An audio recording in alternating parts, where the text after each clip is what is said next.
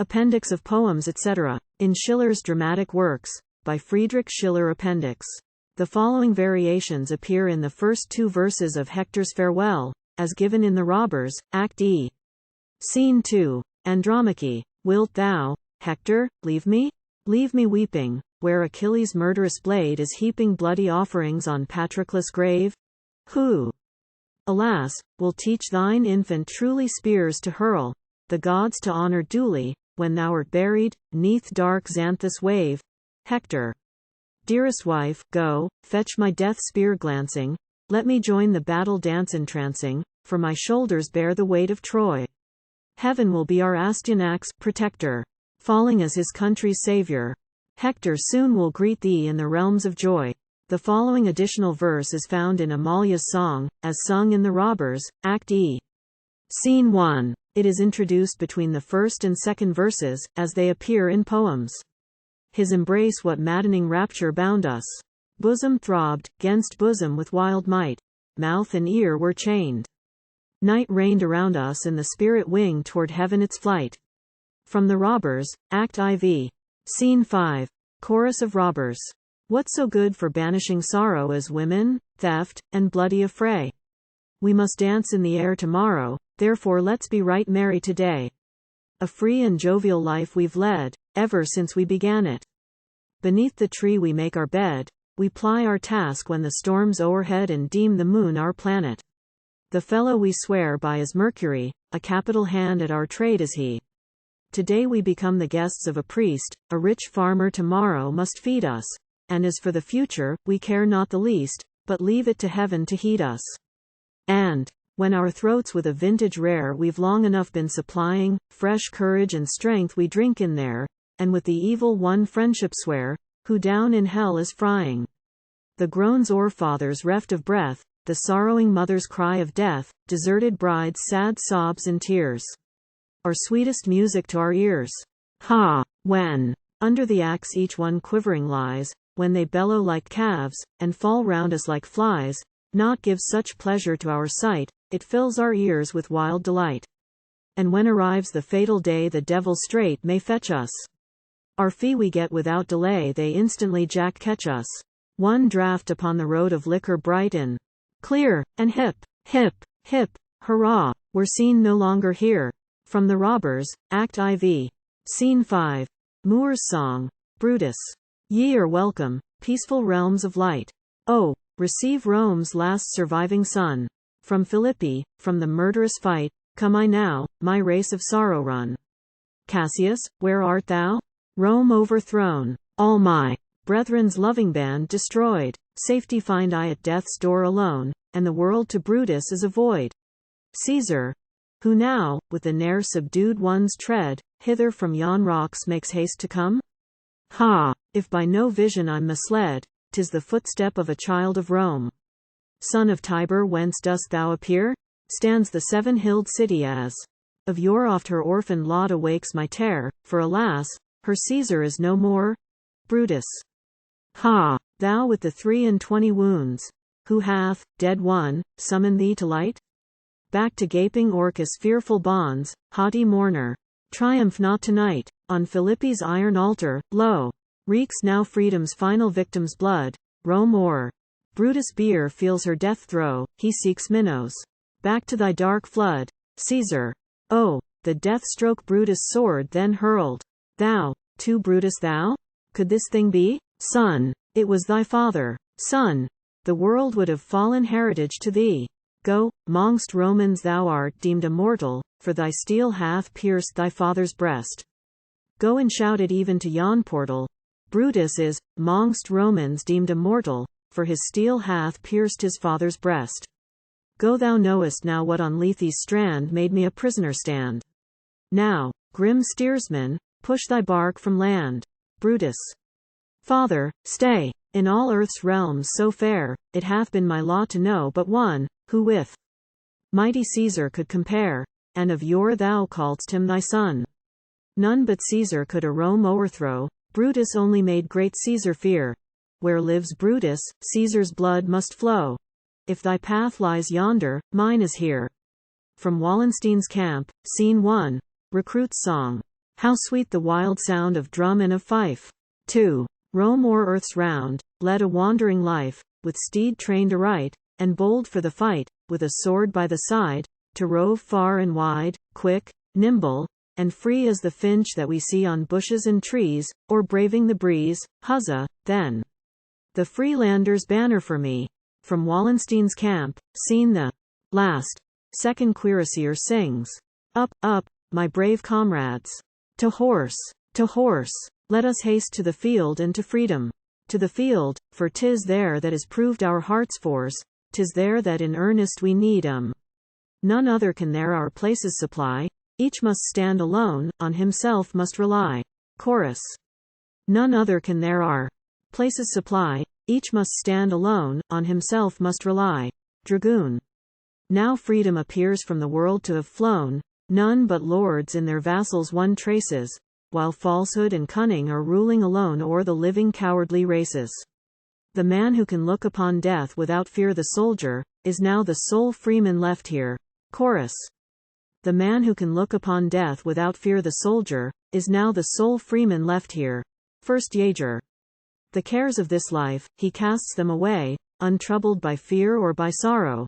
He rides to his fate with a countenance gay, and finds it today or tomorrow. And if 'tis tomorrow, today we'll employ to drink full deep of the goblet of joy. Chorus. And if 'tis tomorrow, today we'll employ to drink full deep of the goblet of joy. They refill their glasses and drink. Cavalry sergeant. The skies o'er him shower his lot filled with mirth, he gains, without toil, its full measure. The peasant, who grubs in the womb of the earth, believes that he'll find there the treasure. Through lifetime he shovels and digs like a slave, and digs till at length he has dug his own grave. Chorus. Through lifetime he shovels and digs like a slave, and digs till at length he has dug his own grave. First Jaeger. The horseman, as well as his swift-footed beast, are guests by whom all are affrighted, when glimmer the lamps at the wedding feast. In the banquet he joins uninvited. He woos not long, and with gold he ne'er buys, but carries by storm love's blissful prize. Chorus. He woos not long, and with gold he ne'er buys, but carries by storm love's blissful prize. Second cuirassier. Why weeps the maiden? Why sorrows she so? Let me hence, let me hence. Girl, I pray thee? The soldier on earth no sure quarters can know, with true love he ne'er can repay thee. Fate hurries him onward with fury blind, his peace he never can leave behind. Chorus. Fate hurries him onward with fury blind, his peace he can never leave behind. First Jaeger. Taking his two neighbors by the hand. The rest do the same, forming a large semicircle. Away, then, my comrades, our chargers let's mount. In the battle the bosom bounds lightly. Youth boils, and life's goblet still foams at the fount. Away! While the spirit glows brightly. Unless ye have courage your life to stake, that life ye never your own can make. Chorus. Unless ye have courage your life to stake, that life ye never your own can make. From William Tell, Act I. Scene 1. Scene the high rocky shore of the Lake of Lucerne, opposite Schwitz. The lake forms an inlet in the land. A cottage is near the shore. A fisher boy is rowing in a boat. Beyond the lake are seen the green pastures, the villages and farms of Schwitz glowing in the sunshine. On the left of the spectator are the peaks of the Hacken, enveloped in clouds. On his right, in the distance, are seen the glaciers. Before the curtain rises the Rands des Vaches, and the musical sound of the cattle bells are heard, and continue also for some time after the scene opens. Fisher boy sings in his boat, Air Rands des Vaches. Bright smiles the lake, as it woos to its deep. A boy on its margin of green lies asleep. Then hears he a strain, like the flute's gentle note, sweet as voices of angels in Eden that float. And when he awakens, with ecstasy blessed, the waters are playing all over his breast. From the depths calls a voice, Dearest child, with me. Go. I lure down the sleeper, I draw him below. Herdsman, on the mountain, air variation of the Rands des Vaches. Ye meadows, farewell. Ye pastures so glowing, the herdsman is going, for summer has fled. We depart to the mountain, we'll come back again, when the cuckoo is calling, when wakens the strain, when the earth is tricked out with her flowers so gay, when the stream sparkles bright in the sweet month of May. Ye meadows, farewell. Ye pastures so glowing, the herdsman is going, for summer has fled. Chamois hunter, appearing on the top of a rock, ere second variation of the Ranz des Vaches. O'er the heights growls the thunder, while quivers the bridge, yet no fear feels the hunter, though dizzy the ridge. He strides on undaunted, o'er plains icy bound, where spring never blossoms, nor verdure is found. And, a broad sea of mist lying under his feet, man's dwellings his vision no longer can greet, the world he but views when the clouds broken are with its pastures so green, through the vapor afar. From William Tell, Act E. Scene 1. Walter sings. Bow and arrow bearing, over hills and streams moves the hunter daring, soon as daylight gleams. As all flying creatures own the eagle's sway, so the hunter, nature's mounts in crags obey. Over space he reigneth, and he makes his prize all his bolt attaineth, all that creeps or flies. From William Tell, Act IV. Scene 3. Chorus of Brothers of Mercy. Death comes to man with hasty stride, no respite is to him e'er given. He's stricken down in manhood's pride, e'en in mid-race from earth he's driven. Prepared, or not, to go from here, before his judge he must appear. From Turandot, Act E. Scene 4. Riddle. The tree whereon decay all those from mortals sprung, full old, and yet whose spray is ever green and young. To catch the light, it rolls each leaf upon one side, the other, black as coals, the sun has ne'er descried. It places on new rings as often as it blows. The age, too, of all things to mortal gaze it shows. Upon its bark so green a name oft meets the eye, yet 'tis no longer seen, when it grows old and dry. This tree, what can it mean? I wait for thy reply. 70. From Mary Stuart, Act E, Scene 1. Scene a park. Mary advances hastily from behind some trees. Hannah Kennedy follows her slowly. Mary, let me my newly won liberty taste. Let me rejoice as a child once again. And, as on pinions, with airy foot hast over the tapestried green of the plain. Have I escaped from my prison so drear? Shall I no more in my sad dungeon pine? Let me in long and in thirsty draughts here drink in the breezes, so free, so divine. Thanks, thanks, ye trees, in smiling verdure dressed, in that ye veil my prison walls from sight. I'll dream that I am free and blessed. Why should I waken from a dream so bright? Do not the spacious heavens encompass me? Behold, my gaze, unshackled, free, pierces with joy the trackless realms of light. There, where the grey-tinged hills of mist project, my kingdom's boundaries begin. Yon clouds that towered the south their course direct, France's far distant oceans seek to win. Swiftly flying clouds, hardy sailors through air. Mortal hath roamed with ye, sailed with ye, ne'er. Greetings of love to my youthful home bear. I am a prisoner, I am in chains, not a herald, save ye, now remains. Free through the air hath your path ever been, ye are not subject to England's proud queen. Yonder's a fisherman trimming his boat, e'en that frail skiff from all danger might tear me, and to the dwellings of friends it might bear me. Scarcely his earnings can keep life afloat, richly with treasures his lap I'd heap over. Oh, what a draught should reward him today! Fortune held fast in his nets he'd discover, if in his bark he would take me away. Hear'st thou the horn of the hunter resound, wakening the echo through forest and plain? Ah, on my spirited courser to bound, once more to join in the mirth-stirring train. Hark, how the dearly loved tones come again! Blissful, yet sad, the remembrance they wake. Oft have they fallen with joy on mine ear, when in the highlands the bugle rang clear, rousing the chase over mountain and brake. From the Maid of Orleans, Prologue, Scene 4. Joan of Arc, soliloquizing. Farewell, ye mountains, and ye pastures dear, ye still and happy valleys, fare ye well. No longer may Joan's footsteps linger here. Joan bids ye now a long, a last farewell.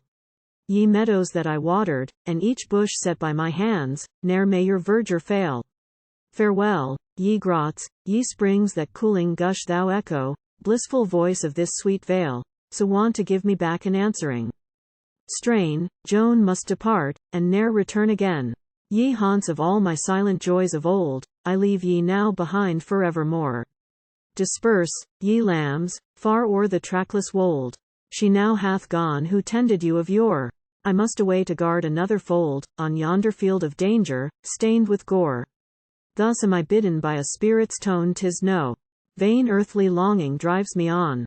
For he who erst to Moses on the height of Horeb, in the fiery bush came down, and bade him stand in haughty Pharaoh's sight, he who made choice of Jesse's pious son, the shepherd, as his champion in the fight, he who to shepherd's grace hath ever shown, he thus addressed me from this lofty tree: Go hence. On earth my witness thou shalt be. In rugged brass, then, clothe thy members now, in steel thy gentle bosom must be dressed. No mortal love thy heart must e'er allow, with earthly passion's sinful flame possessed. Ne'er will the bridal wreath adorn thy brow, no darling infant blossom on thy breast, yet thou with warlike honors shalt be laden, raising thee high above each earthly maiden. For when the bravest in the fight despair, when France appears to wait her final blow, then thou my holy oriflamme must bear, and, as the ripened corn the reapers mow, hew down the conqueror as he triumphs there. His fortune's wheel thou thus wilt overthrow, to France's hero son's salvation. Bring, deliver Reims once more, and crown thy king. The Lord hath promised to send down a sign, a helmet he hath sent, it comes from him, his sword endows mine arm with strength divine. I feel the courage of the cherubim. To join the battle turmoil how I pine. A raging tempest thrills through every limb, the summons to the field bursts on mine ear, my charger paws the ground, the trump rings clear. From the Maid of Orleans, Act IV. Scene 1. Scene: a hall prepared for a festival. The pillars are covered with festoons of flowers. Flutes and hautboys are heard behind the scene. Joan of Arc, soliloquizing. Each weapon rests, war's tumults cease to sound, while dance and song succeed the bloody fray. Through every street the merry footsteps bound, altar and church are clad in bright array, and gates of branches green arise around, over the columns twine the garlands gay. Reims cannot hold the ever-swelling train that seeks the nation festival to gain. All with one joyous feeling are elate, one single thought is thrilling every breast. What, until now, was severed by fierce hate, is by the general rapture truly blessed. By each who called this land his parent state, the name of Frenchman proudly is confessed. The glory is revived of olden days, and to her regal son France homage pays. Yet I who have achieved this work of pride, I cannot share the rapture felt by all. My heart is changed, my heart is turned aside, it shuns the splendor of this festival. 'Tis in the British camp it seeks to hide, 'tis on the foe my yearning glances fall, and from the joyous circle I must steal, my bosom's crime o'erpowering to conceal. Who? I? What? In my bosom chaste can mortal's image have a seat? This heart, by heavenly glory graced, dares it with earthly love to beat? The Savior of my country, I, the champion of the Lord Most High, own for my country's foe a flame, to the chaste sun my guilt proclaim, and not be crushed beneath my shame. The music behind the scene changes into a soft, melting melody. Woe! Oh woe! What strains enthralling! How bewildering to mine ear each his voice beloved recalling, charming up his image dear. Would that battle tempests bound me! Would that spears were whizzing round me in the hotly raging strife! Could my courage find fresh life! How those tones, those voices blessed coil around my bosom, burning all the strength within my breast, melting into tender yearning, into tears of sadness turning. The flutes are again heard, she falls into a silent melancholy. Gentle crook, oh that I never for the sword had bartered thee! Sacred oak, why didst thou ever from thy branches speak to me? Would that thou to me in splendor, Queen of Heaven, hadst ne'er come down. Take all claim I must. Surrender, take, oh take away thy crown. Ah, I open saw yon heaven, saw the features of the blessed. Yet to earth my hopes are riven, in the skies they ne'er can rest. Wherefore make me ply with ardor this vocation, terror-fraught? Would this heart were rendered harder, that by heaven to feel was taught, to proclaim thy might. Sublime those select, who, free from crime, in thy lasting mansions stand. Send thou forth thy spirit band, the immortal, and the pure, feelingless, from tears secure never choose a maiden fair, shepherdess weak spirit ne'er. King's dissensions wherefore dread I, why the fortune of the fight?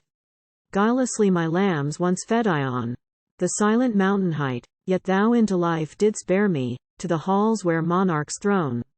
In the toils of guilt to snare me the choice was not mine own. 70, the year